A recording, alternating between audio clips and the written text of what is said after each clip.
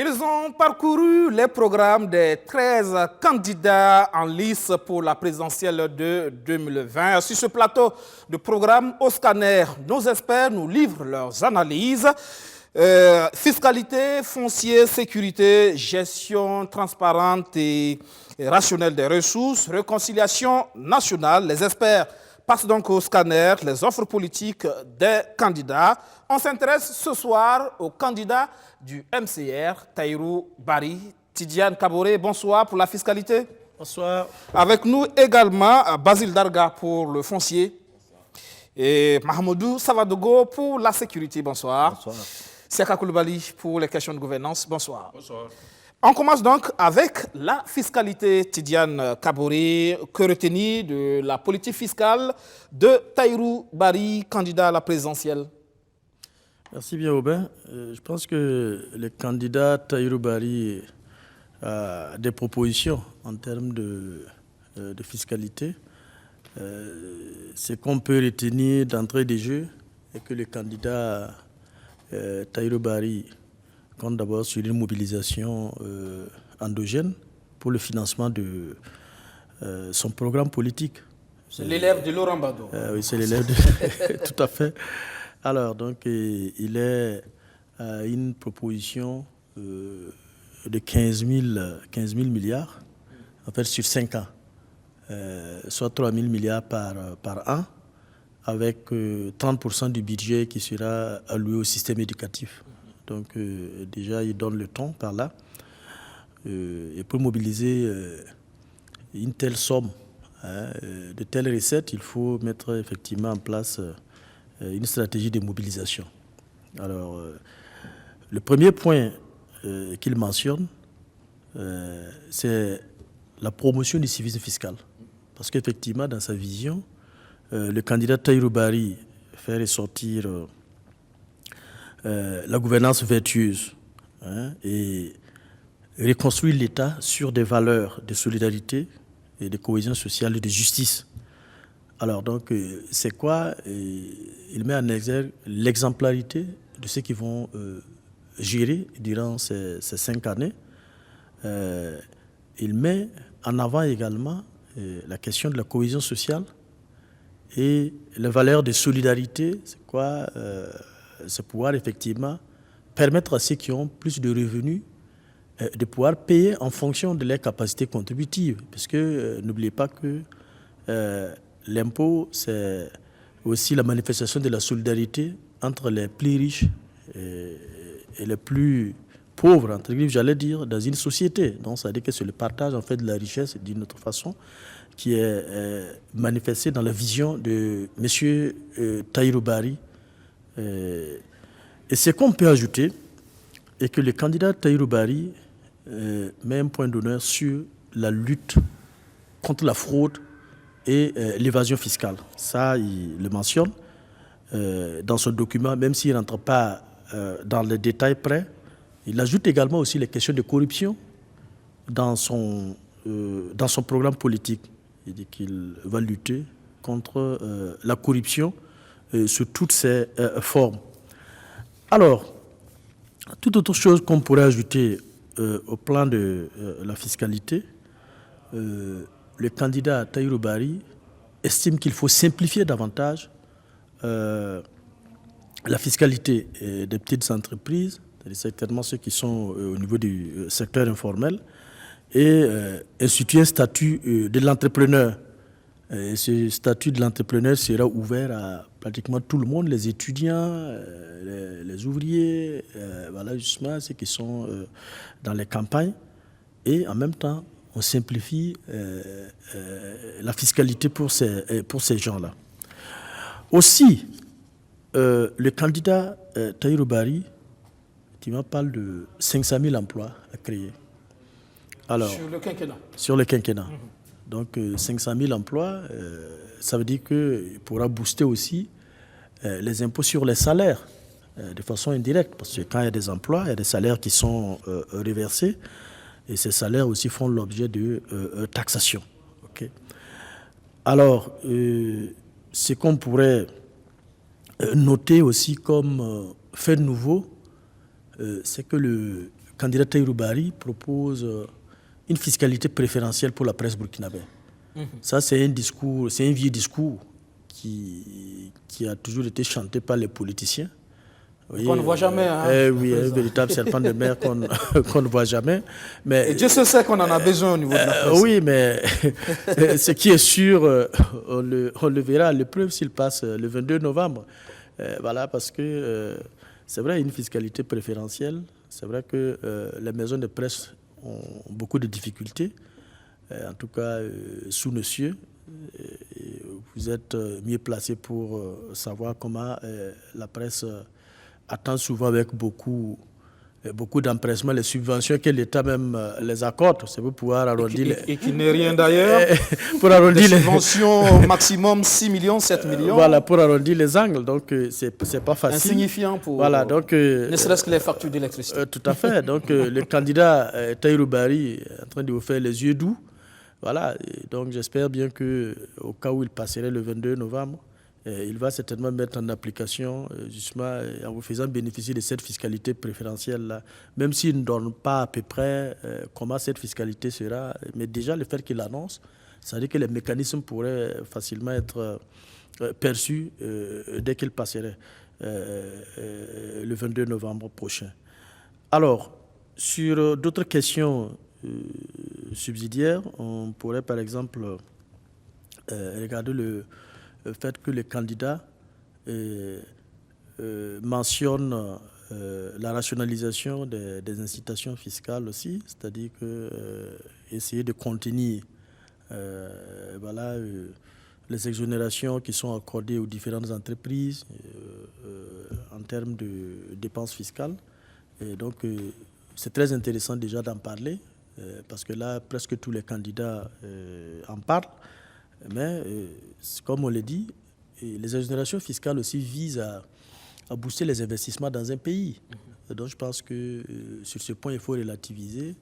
Peut-être c'est de voir, comme le candidat n'a pas posé un diagnostic en fait, dans son document, effectivement, dans le document introductif, je n'ai pas pu apercevoir un diagnostic pour ce qui concerne les finances publiques.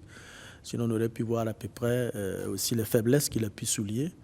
Bon, mais de toute façon, je pense qu'il a pu ressortir quand même quelques éléments qui se noient en fait dans ces mesures, parce que les candidats, en fait, ce sont des grandes lignes en réalité qui ressortent. C'est ce qu'il a nommé des mesures. Donc, ce sont des mesures fortes en fait qu'il présente. Donc, certainement qu'il doit disposer d'un document plus détaillé où tous ces éléments en fait qui rentrent en ligne de compte, la fabrication d'une politique fiscale peut-être ressort dans ces documents-là. Sinon, pour l'instant, ce qu'on peut dire, c'est également la lutte accrue contre la fraude fiscale. Quand il parle de la modernisation de l'administration, ça sous-entend aussi effectivement que les régies des recettes font partie. Et c'est comme je le disais, la modernisation dans ces entités-là, au sein du ministère de l'économie et des finances, tout le monde sait de quoi on parle. Voilà, justement, c'est le télépaiement. Voilà, justement, permettre à ce que les gens ne manipulent plus beaucoup d'espèces pour éviter les... Ça, c'est déjà engagé. Oui, ça, c'est déjà engagé. Certainement qu'il va aussi apporter sa touche. Et voilà, justement, et parachever ce qui est déjà engagé par ses adversaires qui sont actuellement aux commandes du pays. Voilà, donc à peu près, voilà ce qu'on peut dire. La nouveauté, c'est comme je vous le disais, c'est cette offre au niveau de la presse burkinabé, en lui promettant au soir du 22 novembre, s'il passait, de lui donner en fait une fiscalité voilà, justement préférentielle, voilà, une fiscalité qui sera très favorable en fait. D'accord. Voilà, et sur ce point, justement, vous êtes de ce secteur-là, vous savez un peu cette fiscalité, comment ça pèse aussi sur, par exemple, les entreprises de presse. Vous voyez un peu, on pourrait les classer dans l'informel, hein, pour la plupart, on le sait. La question, c'est surtout l'importation, par exemple, du matériel audiovisuel. Ça coûte tellement cher. Bon, là, peut-être que là, ça peut être un axe. Oui, mais là, quand le candidat en fait parle d'une fiscalité favorable pour la presse, pour moi, je ne vois pas seulement en fait un seul aspect. Ça va prendre certainement en compte la fiscalité des portes, et la fiscalité intérieure. Et ce dont vous parlez, l'importation du matériel audiovisuel et autres, là, ça veut dire que ce sont des mécanismes certainement qu'ils pourraient mettre en place pour pouvoir alléger en fait la fiscalité des ports, notamment les droits des douanes et ce qui s'ensuit. Voilà, donc ça veut dire que ça peut par exemple être même exonéré par exemple de taxes sur la valeur ajoutée à l'importation. Ça, ce sont par exemple des éléments qui peuvent par exemple permettre en fait de pouvoir vous soulager un temps soit peu. Et à l'intérieur, ça dit que ça peut être des mécanismes comme, par exemple, la réduction, par exemple, du taux d'imposition. C'est-à-dire que peut peut-être vous accorder au niveau de la presse un taux d'imposition bas, parce que nous sommes actuellement à 27,5%, comme je vous dis, soit l'impôt sur les sociétés, soit l'impôt sur les personnes physiques, là, le taux marginal également aussi à 27,5%. Donc, ça dit que ça peut être des mécanismes où vous allez payer en fait un taux plus bas que voilà, justement ce que les autres entreprises supportent. Vous n'êtes pas sans savoir que ça ne sera pas une première, puisque même au niveau des mines, avant on avait un taux en fait, qui dérogeait au droit commun. C'est avec la transition en 2015 que les sociétés minières justement sont revenues au droit commun. Donc voilà, c'est possible aussi en fait. C'est possible. Voilà, justement. Donc s'il le dit, bon, voilà, peut-être que certainement il veut aussi votre accompagnement aussi pendant cette campagne-là. S'il arrivait, bon, voilà, il verra aussi le mécanisme. Je crois qu'il y a cet aspect, il y a aussi la dette intérieure au niveau de la presse aussi qui est assez énorme. L'État qui ne paye pas très rapidement ses factures et pourtant la TVA, ça n'attend pas. Oui, tout à fait. Mais il faut aussi dire que si c'est sur cet aspect, la presse n'est pas, en tout cas, la seule à traîner en fait la dette intérieure. Il faut dire que ça concerne pratiquement beaucoup d'entreprises. Oui, je veux dire, si on tient compte de la particularité de ce secteur, quand même avec toute sa fragilité et son apport par rapport aux questions de démocratie, le service public qui est rendu. Quelque chose peut être fait aussi à ce niveau. Mais naturellement, vous savez bien que du même coup, les subventions, par exemple, que l'État accorde à la presse, vous allez voir qu'il y a d'autres entités aussi qui disent que non, écoutez, vous êtes une entreprise comme nous. Par exemple, l'avocat qui est installé à son propre compte aussi pourrait dire que bon, voilà, c'est spécifique, pourquoi ne pas aussi me subventionner? Parce que d'abord, en fait, vous êtes des entreprises de droit commun. C'est vous créez comme en fait toute autre entreprise. Mais maintenant là, vous avez un candidat qui dit non, compte tenu voilà, justement de votre apport pour la démocratie, justement c'est ce que les candidats disent. Vous apportez beaucoup à la démocratie, la cohésion, l'information. On est très critique vis-à-vis du travail de la presse, mais on ne se soucie pas justement des moyens que la presse dispose. Donc je crois que c'est un peu dans cette dynamique-là que les candidats voilà, justement pensent que il faut effectivement vous mettre dans les conditions, dans de bonnes conditions, voilà, justement, de travail. Mais la question qu'il faut se poser, est-ce qu'aujourd'hui, si M. Tahirou Barry arrivait à passer au soir du 22, est-ce que s'il vous accordait cette fiscalité préférentielle, il vous retirait en fait la subvention?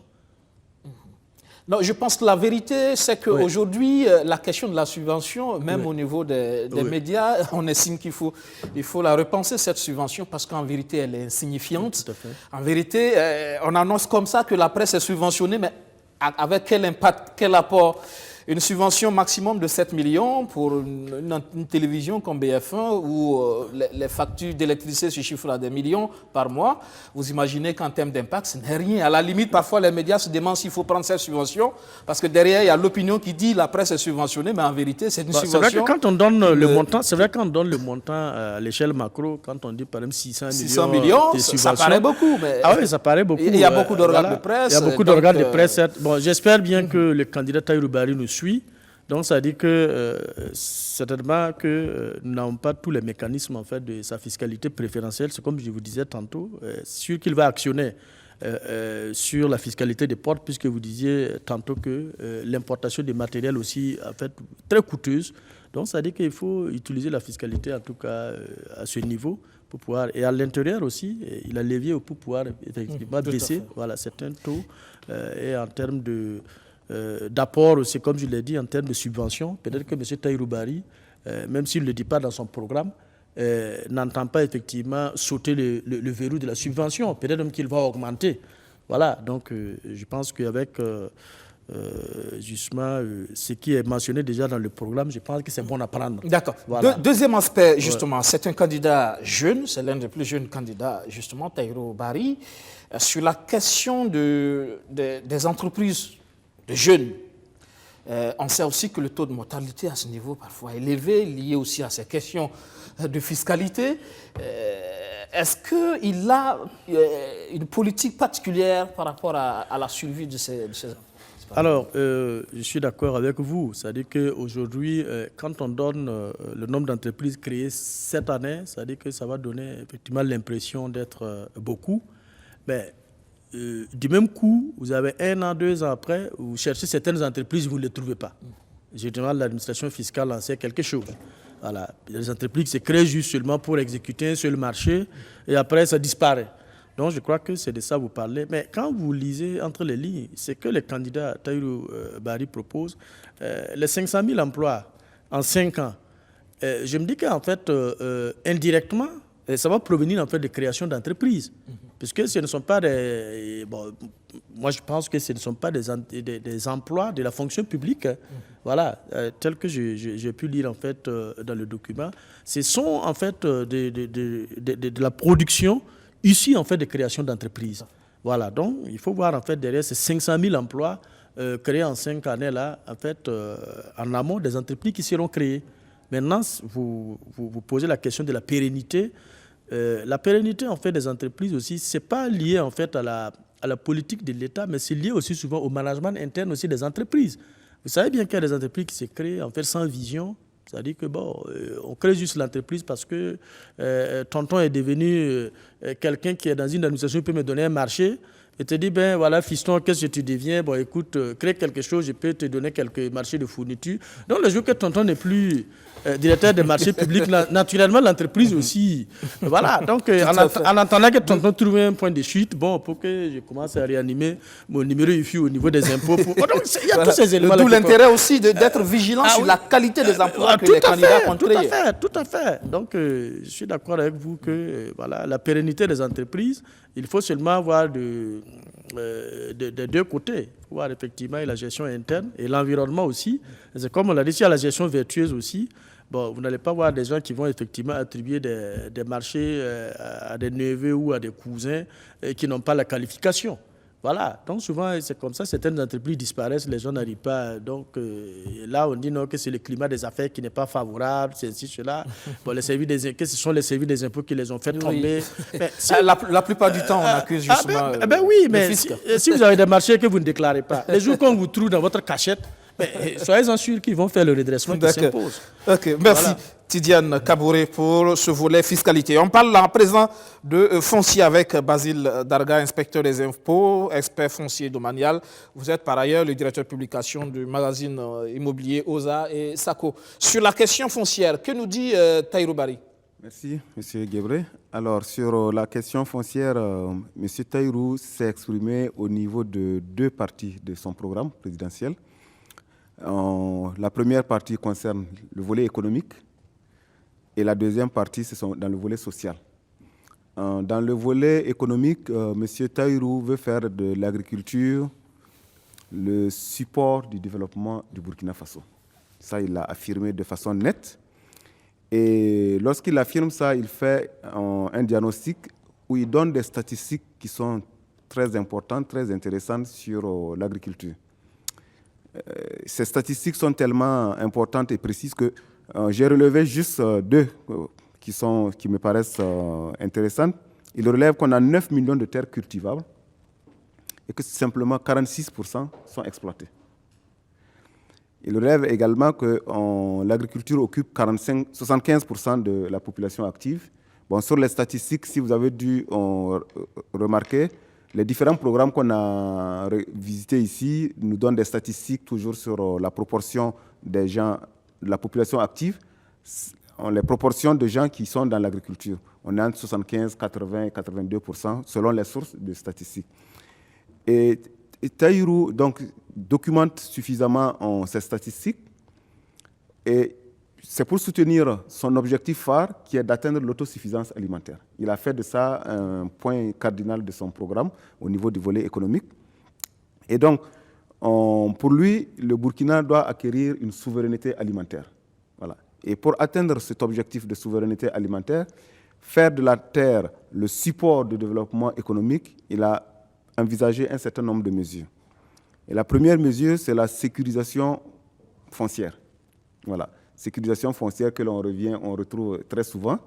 Alors, sur la sécurisation foncière, le programme de M. Tahirou prévoit la relecture des textes de la réorganisation agraire et foncière et la relecture de la loi portant régime foncier en milieu rural. C'est-à-dire qu'il trouve qu'il faut relire ces deux textes fondamentaux pour les mettre en adéquation afin de mieux organiser les espaces d'agriculture. Voilà, parce qu'il estime que du fait des lotissements, du fait du foncier urbain, il y a empiètement sur le foncier rural et donc ça va compromettre sa politique en matière d'atteinte d'autosuffisance alimentaire. Il envisage également, toujours sur cette question, faire la relecture de la loi portant, la loi qui réglemente la promotion immobilière. Et justement parce qu'il estime qu'il y a de l'accaparement foncier par les promoteurs immobiliers qui ne cherchent même pas à savoir si la zone dans laquelle ils sont en train de faire cet accaparement est propice pour mener une activité de logement. C'est-à-dire que les gens courent sur des terres sans chercher à savoir est-ce que vraiment dans cette zone on a besoin de faire des logements, est-ce que dans cette zone on a besoin de mener des activités urbaines. Donc pour lui, il estime qu'il faut relire le texte portant sur la promotion immobilière pour recadrer les promoteurs immobiliers et leur empêcher justement cette course vers l'accaparement foncier. Il envisage également la création de zones industrielles dans toutes les régions du Burkina. Donc, ce qui suppose dégager une assiette foncière suffisamment grande pour pouvoir implanter ces zones industrielles. Et justement, ça va en adéquation avec son objectif de faire de l'agriculture le support du développement, puisqu'il estime que si on développe l'agriculture et qu'il n'y a pas de structure de transformation à côté, c'est inachevé. Donc voilà, ce qui fait que pour lui, il faut dégager de l'espace suffisant dans toutes les régions du Burkina pour qu'on puisse implanter une zone industrielle dans chaque région. Et ces zones industrielles vont recevoir des industries de transformation qui vont contribuer à développer la chaîne agroalimentaire. Voilà. Donc ça, c'est sur le volet économique. Sur le volet social, il inscrit son programme sur 2 points. C'est l'habitat et l'urbanisme. Voilà. Habitat et urbanisme. Et dans ce secteur, il n'est pas passé par 2 chemins pour le dire. Il dit qu'il y a un désordre total dans la question des parcelles. Et lui, il se propose de mettre de l'ordre dans la question des parcelles. Donc, il veut promouvoir une gestion vertueuse des parcelles, une gestion vertueuse des espaces d'habitation en ville. Il estime qu'il n'y a pas suffisamment d'accès actuellement au logement et aux terrains viabilisés. Et donc, lui, dans son programme, il se fixe un objectif, c'est de rendre accessibles des terrains viabilisés à travers des coûts et des programmes qui permettent au plus grand nombre de souscrire et puis de se faire leur propre construction.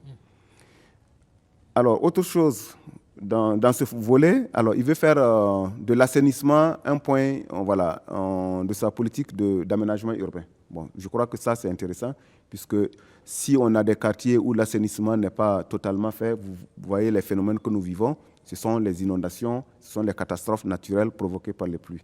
Donc voilà le deuxième point. Et pour atteindre donc cet objectif, cet objectif d'assainir le milieu foncier, d'apporter la gouvernance vertueuse et mettre l'ordre qu'il souhaite, il a édicté un certain nombre de mesures. Parmi ces mesures, revient encore la question de la promotion immobilière. Il estime que le texte actuel sur la promotion immobilière est inadapté et qu'il va falloir relire ce texte pour encadrer mieux l'activité de promotion immobilière. Voilà. Également, il envisage renforcer le rôle des structures de promotion immobilière actuellement étatiques. Et il cite clairement la Sonature et le Centre de gestion des cités, qui sont des promoteurs d'État et pour qui il estime qu'actuellement leur offre est insuffisante. Voilà. Troisième point, où il met en gras dans son document, il veut mettre en place une commission ad hoc chargée de retirer les 105 000 parcelles identifiées par la commission interministérielle chargée de l'appurement du passif foncier. Vous savez, dans ce rapport, il avait été dit qu'on a identifié 105 000 parcelles qui sont illégalement ou frauduleusement attribuées à des personnes. Alors, Tahirou se propose, si lui il est élu, de mettre en place une commission ad hoc qui va procéder au retrait de ces 105 000 parcelles acquises frauduleusement. Donc, ça rejoint sa gouvernance. La justice aura du travail. La justice aura du travail. Ça rejoint un peu sa gouvernance vertueuse dont il veut promouvoir. Également, autre mesure phare, il veut déguerpir tous les occupants illégaux ou anormaux des espaces verts. Voilà. Il va du constat qu'on a beaucoup d'espaces verts aujourd'hui qui sont dans les villes et dans les communes qui sont occupés illégalement par des activités qui n'ont pas le droit d'être sur place. Et lui, il estime qu'il faut avoir le courage de déguerpir tous les occupants illégaux des espaces verts. Et là-dessus, je pense qu'il y aura matière à faire, parce qu'une ville comme Ouagadougou, une ville comme Bobo, les grandes villes de façon générale, les espaces verts sont occupés anarchiquement. Il n'y a qu'à voir à Ouaga, même en se promenant souvent au bord, on les voit. Hein, voilà. Donc, il a cette mesure phare, déguerpir les gens qui sont dans les espaces verts. Occupation anarchique, mais aussi détournement de destination. Détournement de destination, également, effectivement. Il cite tous les cas de figure. C'est-à-dire qu'il va du principe que l'espace vert est du domaine public, c'est clair, et qu'à ce titre, on dit l'espace vert étant du domaine public, il est inaliénable, c'est-à-dire qu'on ne peut pas l'accorder à une personne en jouissance de longue durée. Il est insaisissable et puis imprescriptible. C'est-à-dire, le fait de vous installer sur un espace vert pendant une longue durée ne vous confère pas la propriété de l'espace vert. Donc, lui, il s'attaquait à toutes les personnes qui revendiquent la propriété des espaces verts, soit en vertu de la durée ou en vertu des autorisations temporaires qu'ils auraient obtenues du fait des pouvoirs publics. Voilà.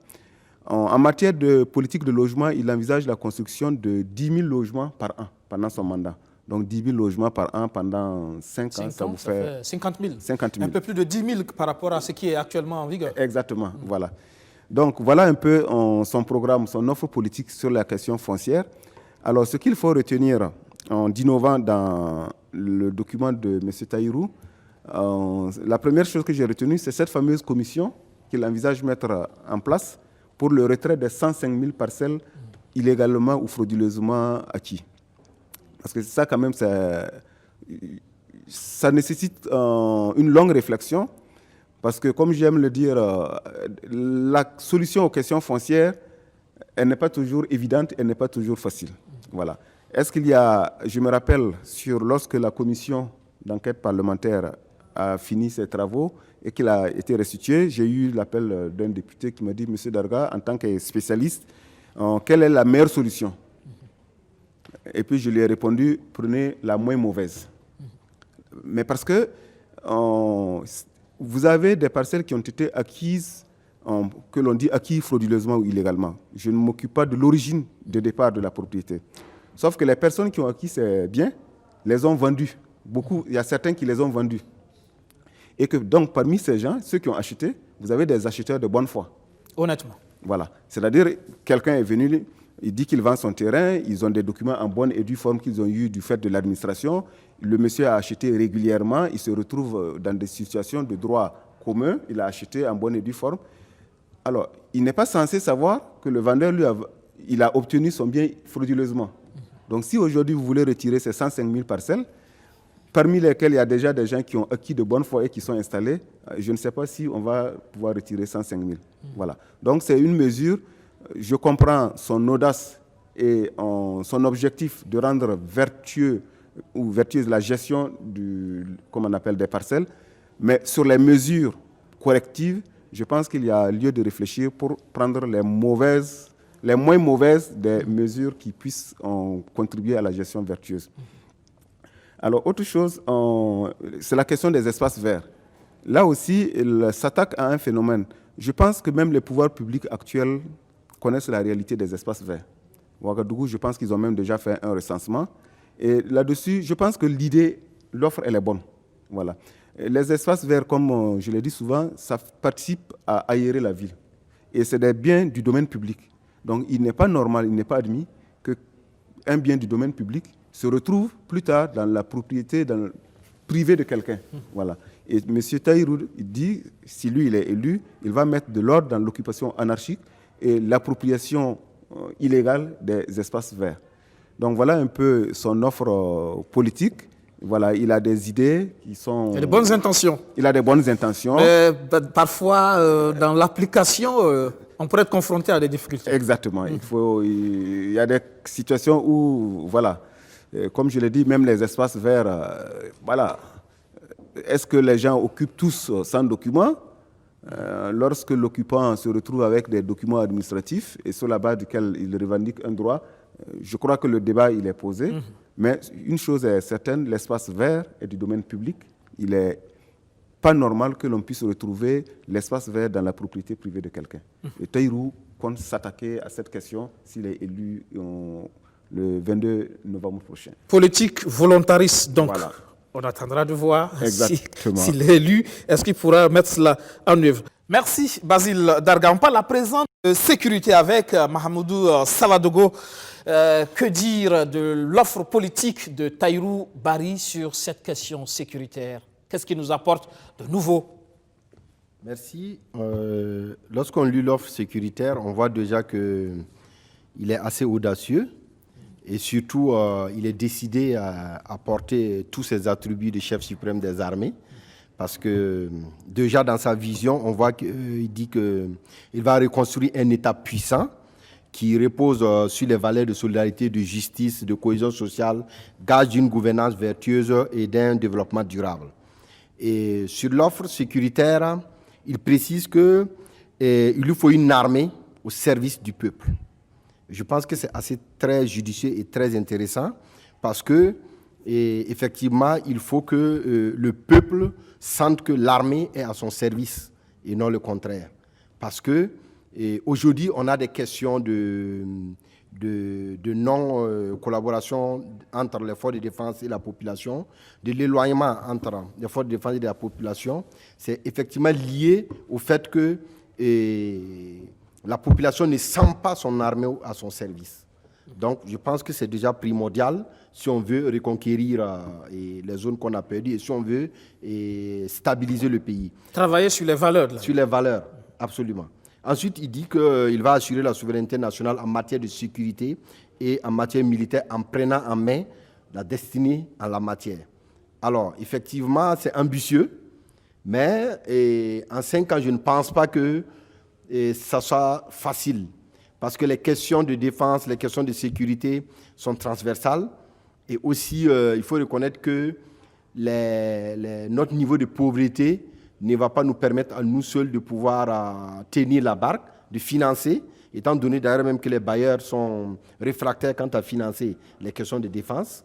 Donc je pense qu'il va falloir qu'il y ait quand même une collaboration avec les forces étrangères, le temps de stabiliser le pays et après maintenant redéployer maintenant ces efforts sur la question de souveraineté en matière de défense et en matière de sécurité, parce que nous avons une lutte internationale, nous avons une lutte transnationale, donc le Burkina isolé ne pourra pas seul faire face à l'île terroriste.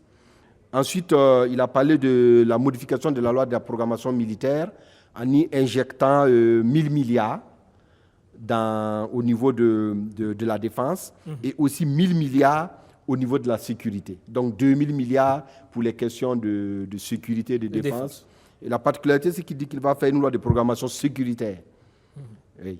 Et je pense que l'intention, elle est bonne, mais maintenant, là où on peut émettre quand même des réserves, c'est le taux d'absorption. Quand on voit que pour la question de la programmation militaire, le taux d'absorption est à peine de 0,6%, on se demande, il va falloir revoir l'appareil sécuritaire, revoir la gouvernance sécuritaire et mettre en place des stratégies claires, précises, et pour pouvoir absorber tout ce budget-là. Et donc, en tout cas, il est audacieux et on espère que derrière tout ça, il y a un plan préétabli pour pouvoir aboutir à ces objectifs. Et il a parlé aussi de la construction d'une brigade de gendarmerie et d'un commissariat de police de district bien équipés dans des zones d'insécurité ou dans des zones qui ne sont pas couvertes. Effectivement, nous avons un taux de couverture de moins de 60% du territoire, et surtout dans des zones d'insécurité comme le Sahel et l'Est, où le taux de couverture est moins de 40%. La couverture sécuritaire. La couverture sécuritaire, je vais parler. Donc le maillage sécuritaire est très faible dans ces zones. Et aussi, paradoxalement que ça puisse être, il y a un faible maillage sécuritaire au niveau même des frontières. Donc ce qui fait que, effectivement, nous sommes menacés par ces frontières-là. Et je la trouve assez judicieuse aussi. Et même c'est une très bonne chose. Donc ça va permettre effectivement de sécuriser ces frontières-là. Et ça va permettre aussi de rapprocher encore une fois de plus les populations des forces de défense et de sécurité. Et aussi avec tous les services que ces forces de défense et de sécurité pourront offrir à ces populations-là. Et du coup, ça va permettre à ces populations aussi de se sentir burkinabés. Parce que le simple fait d'avoir une présence militaire, une présence des forces de défense et de sécurité, ça prouve que le gouvernement prend en compte ces populations qui sont abandonnées. Donc, je pense que elle est assez aussi ingénieuse. Et ensuite, il compte, et une des particularités de son programme, c'est construire des garnisons militaires en dehors des villes et transformer et ceux qui sont dans les villes en hôpitaux spécialisés, en hôpitaux militaires spécialisés. Ça aussi, c'est très bien. Je pense qu'il y a plusieurs candidats qui ont donné aussi de telles propositions. Donc, quand vous remarquez, on a les camps qui occupent de grandes surfaces. En ville, en plein centre-ville. Voilà, en plein centre-ville. Ce qui expose tout le monde. Ça expose les militaires, ça expose aussi les civils. Donc, ça va permettre de dégager peut-être des espaces pour combler ce déficit foncier. Et aussi, ça va permettre de résoudre la question sanitaire. Pourquoi pas? Pourquoi pas? Je pense que c'est une bonne idée. Parce que, effectivement, lorsqu'on observe l'offre sanitaire et militaire, elle est quand même bien appréciée. Les hôpitaux militaires sont très bien appréciés. Qualité de service. Oui, sont très bien appréciés par les populations. Et encore, ça va renforcer ce lien armée-population. Et donc, je pense que c'est vraiment très bien. Et il compte aussi responsabiliser à la tête des structures sécuritaires des chefs militaires compétents, crédibles et proches de la population. Il s'attaque au commandement. Oui, il s'attaque au commandement. Et je pense aussi que c'est un des problèmes actuels. Et je pense que en s'attaquant à la hiérarchie, je pense qu'il pourra trouver quand même des solutions, parce que s'il met la personne qu'il faut à la place qu'il faut, je pense que le reste de la troupe sera obligé de suivre. Et je pense que c'est une question de motivation aussi de fois au front qui permettent aux forces de défense et de sécurité d'engranger des victoires. Et comme on nous le dit, si la tête avance, le reste du corps est obligé de suivre. Bien sûr. Voilà. Et ensuite, il va impliquer les forces armées et de sécurité dans les actions de développement social et économique et sanctionner sans complaisance les bavures délibérément opérées contre ces populations civiles. Donc, c'est dans la même logique de renforcer ce lien-là et aussi d'utiliser les forces armées dans la participation du développement économique et du développement social. Et je pense qu'il y a des zones où vraiment il n'y a que les forces de défense et de sécurité qui peuvent réaliser certaines infrastructures. Il y a le génie militaire qui va peut-être reprendre toute sa place. Oui, absolument. Et je pense que c'est primordial. Et regardez l'axe Kongoussi-Guibo. Je pense que si peut-être le marché était attribué au génie militaire, ça allait être une bonne chose. Ça allait peut-être être achevé aujourd'hui. Voilà. Donc, il y a lieu que le génie militaire retrouve son lustre d'antan. Et je pense que ce génie militaire-là a toute sa place actuellement dans le dispositif sécuritaire et dans le dispositif de stratégie de lutte contre l'extrémisme violent. Et enfin, il va recruter 2000 agents de gendarmerie et 3000 agents de police et de sécurité. Donc, ça va dans sa droite ligne d'augmenter les emplois, de créer des emplois. Et donc, ça va permettre aussi d'extraire au bras des forces armées, au bras plutôt des groupes terroristes, ces jeunes qui sont désœuvrés, qui n'ont pas d'emploi. Et je pense que ça résout en même temps la question des groupes d'autodéfense, des groupes des VDP. Voilà, donc en les intégrant tous dans l'armée, je pense que c'est une très bonne chose. Et enfin, il dit qu'il va prendre en charge de façon conséquente les familles des victimes des FDS portées et tombées au combat et les soigner promptement les blessés. Donc, je pense que dans l'ensemble, son offre est bien ficelée et ça suit une certaine logique. Et je pense qu'avec un tel programme, effectivement, on peut arriver à stabiliser le pays. Et encore faut-il que lorsqu'il va arriver au pouvoir, il ait ce courage politique parce que l'offre est ambitieuse. Et donc, il faut aussi des mesures propres. Mais je me dis que comme il a décidé de porter pleinement et d'assumer pleinement sa casquette de chef suprême des armées, je pense que peut-être qu'avec cette poigne, il sera en mesure de résoudre ces problèmes. C'est vrai qu'il aime porter les chapeaux de Che Guevara. Oui. Merci, Mahamadou Savadogo. On sent là qu'il y a de l'audace dans son offre sécuritaire. Maintenant, comme on l'a dit encore une fois, le maçon se voit au pied du mur. Au pied du mur. Alors, on termine par les questions de gouvernance. Gouvernance politique, gouvernance vertueuse, réconciliation nationale, lutte contre la corruption, exemplarité, tout ça. Qu'est-ce qu'il en dit, Siaka Coulibaly? Alors, le candidat Tahirou Barry se particularise ici par rapport à tout ce que nous avons vu jusque-là, par un programme qui ne dit pas un mot sur la réconciliation nationale. Ah oui. Nulle part dans son programme, on ne trouve une référence à cette question, malgré le diagnostic assez difficile qu'il pose sur l'état du pays, où il reconnaît qu'il y a des déficits en termes de sécurité, et aussi sur le vivre ensemble, la cohésion sociale. Et il a choisi de ne pas du tout en parler. Il intitule son programme avec l'objectif d'aller au développement durable à travers une gouvernance vertueuse. Peut-être que son idée se retrouve tout entière ici, qui veut dire que si on réinstaure la bonne gouvernance, automatiquement, toutes les questions sont résolues, la réconciliation sera effective, la sécurité reviendra également. Donc c'est plutôt par méthode que Tahirou Barry essaye donc de faire ses propositions au corps électoral. Il commence son programme par la culture. Donc c'est pas ancien ministre de la Culture. Voilà, c'est pas étonnant dans la mesure où il a assumé ses départements ministériels. Il a certainement perçu l'importance de la culture dans le renouveau de la gouvernance et il propose à ce niveau de baser tout sur les valeurs culturelles.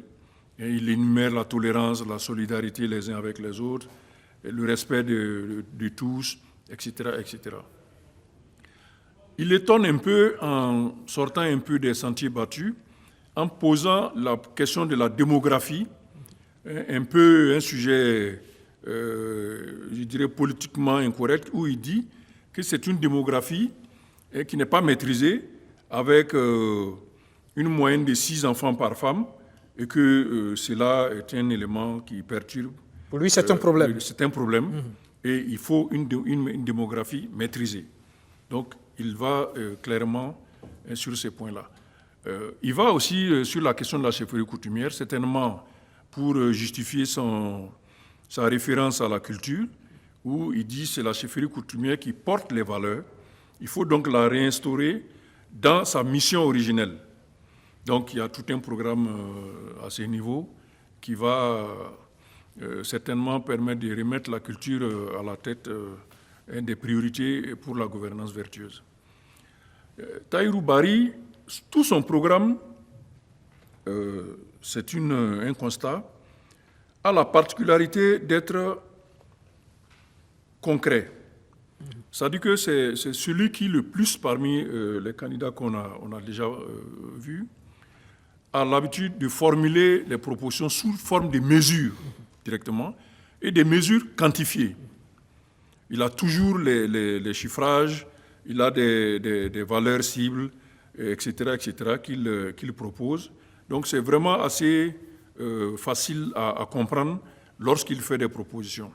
Pour prendre un exemple, quand on parle des mesures dans les offres politiques, il faut avoir des idées qui soient assez faciles à comprendre pour ceux qui écoutent.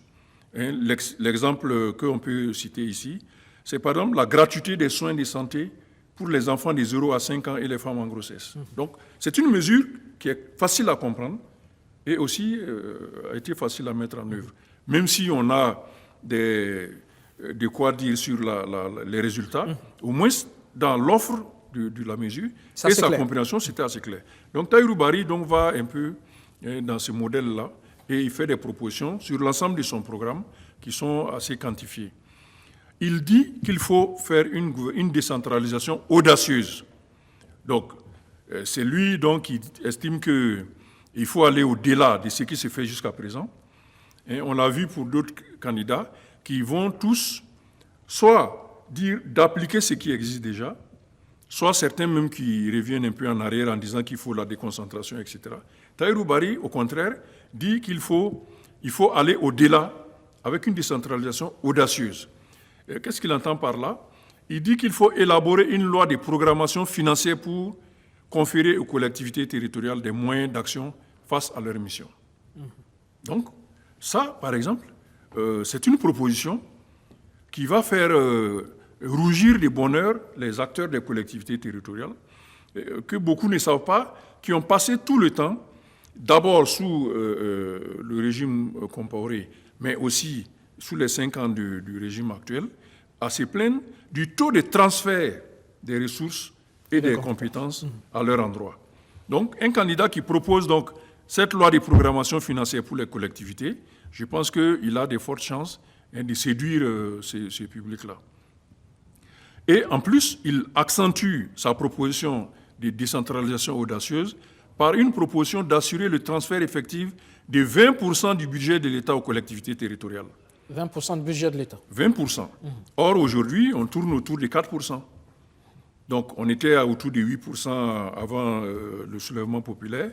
La transition, à cause donc des difficultés de mise en place des comptes nationaux, n'a pas réussi à faire des transferts. On était descendu. Et maintenant, le gouvernement actuel a essayé de remonter, mais on n'est pas allé loin, on n'a pas encore atteint les 5%. Et lui, il dit qu'on doit aller à 20%. Ça peut sembler abstrait pour les gens, ou même utopique pour certains, mais il faut se dire que quand on a une décentralisation, le principal indicateur, c'est ces taux-là. Pour donner un exemple, en 2012, en France, 81% de la dépense publique était effectuée au niveau territorial, niveau décentralisé. 81%. Donc, il n'y a que les grands projets qui sont exécutés au niveau central. Tout ce qui est gestion... Ça participe du développement harmonieux. Voilà, tout ce qui est gestion, on le fait au niveau décentralisé. Donc, c'est une idée. Et là, il fait cette proposition. Je crois qu'il y a beaucoup d'acteurs qui vont comprendre ce qu'il a voulu dire. Il fait aussi un chapitre spécifique sur les réformes politiques et institutionnelles, dans lequel il dit qu'il faut une administration publique qu'il faut réorganiser, former et donner des moyens. Et il fait un point d'honneur avec le renforcement de l'ASE-LCE, notamment peut-être en modifiant son statut, mais surtout la destination du travail de l'ASE-LCE en termes de poursuites judiciaires et des infractions qui sont constatées. Et ce que lui trouve qui n'est pas très bien fait à l'heure actuelle. Tahirou Barry propose également d'assainir le monde des partis politiques. C'est-à-dire de faire un audit du domaine des partis politiques, et tous les partis politiques qui ne fonctionnent pas doivent être supprimés, selon lui. Ça peut être une proposition intéressante. Ce qui amènerait à une réduction du nombre de partis, mais surtout à faire en sorte que ceux qui vont rester, ce sont ceux qui fonctionnent réellement. Bon, ce n'est pas une proposition farfelue, dans la mesure où même ce gouvernement actuel a déjà essayé de rationaliser le domaine des partis politiques. Il a été demandé aux partis de se mettre à jour, de tenir les instances, etc., et de soumettre donc les textes. Et je pense que c'est un peu dans cette idée que Tahirou Barry a fait sa proposition. Il dit aussi, pour avoir une gouvernance vertueuse, qu'il faut systématiser le débat public. Donc, ce n'est pas la peine d'attendre la campagne électorale pour avoir des temps de parole des candidats. C'est en ce moment seulement qu'on voit certains candidats s'exprimer sur les questions. Que le débat soit permanent. Voilà. Que le débat soit permanent et que ce soit même obligatoire, si on est un parti qui se dit digne de ce nom, d'avoir les ressources humaines pour pouvoir animer ce débat public. parce que c'est une obligation constitutionnelle. Donc Tahirou Bari, il fait cette proposition-là. Il propose aussi de plafonner le financement public des partis et de supprimer le financement hors campagne. Selon lui, ça crée le déséquilibre entre les partis politiques. Mais les partis vous disent que ce financement hors campagne sert à animer la vie publique, justement. Voilà. D'accord. On l'a déjà vu dans la proposition d'un des candidats, je ne me rappelle plus très bien lequel, mais cela signifie qu'il faut peut-être réfléchir à l'organisation du soutien public du budget aux partis politiques. Tout à fait. Et quelles sont les destinations de cet argent-là. C'est peut-être ça qui n'est pas, très bien exécuté à l'heure actuelle, ce qui crée beaucoup de... Il propose aussi le quota genre, lui il est intraitable sur la question, des 30%, doit être appliqué à tous les niveaux électifs et des nominations. Donc c'est une proposition. Tahirou Bari met un point d'honneur aussi sur la question de la justice et des droits humains, et il fait des propositions aussi fortes à ce niveau-là. Il propose par exemple de purger la justice des brebis galeuses en tauge. Il dit clairement les choses de ce genre-là. Donc un audit devrait être effectué et tous ceux qui se seraient retrouvés impliqués dans des affaires de corruption, des blanchiments, devraient être... Il y a un CSM déjà qui est censé faire ce travail. Voilà, qui est censé, donc comme on le dit, il manque peut-être l'opérationnalisation. Il dit aussi de simplifier les procédures de justice, qui sont assez complexes, surtout pour ceux qui n'ont pas un niveau d'instruction élevé, et surtout qui n'ont pas les moyens de se payer les avocats. D'accord, très rapidement. Il propose des dotations de la justice à moyens humains et matériels. Et une proposition forte aussi, c'est l'allocation de 5 milliards par an au fonds d'assistance judiciaire. C'est justement ce fonds qui assiste ceux qui n'ont pas les moyens de prendre un avocat et d'aller en justice.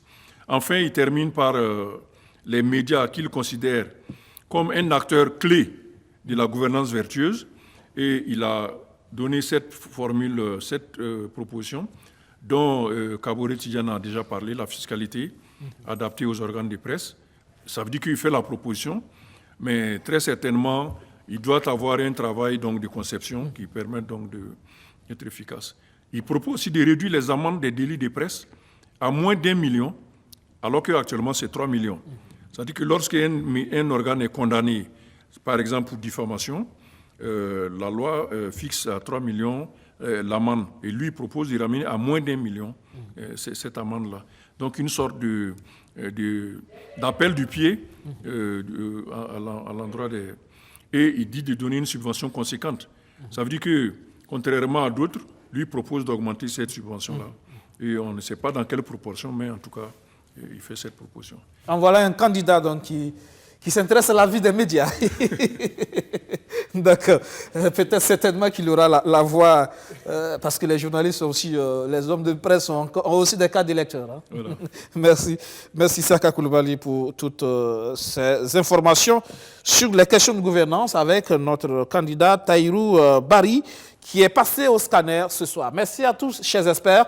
C'est la fin de ce numéro. Merci de m'avoir suivi. Excellent sur le programme sur notre chaîne. Bonsoir.